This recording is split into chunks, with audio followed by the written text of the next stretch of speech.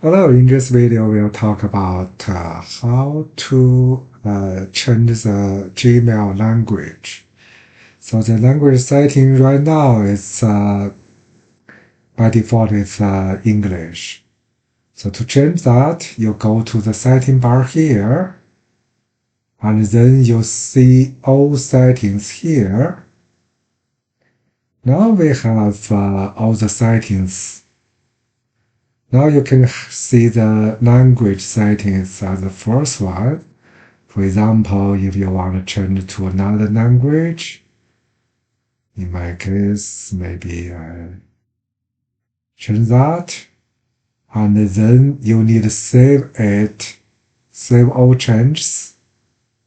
So after that, it will refresh the Gmail and you can see the label, all the mailbox in different language. Okay, so if you want to change it back, so you go back to the setting bar, see all the settings, then change it back to English.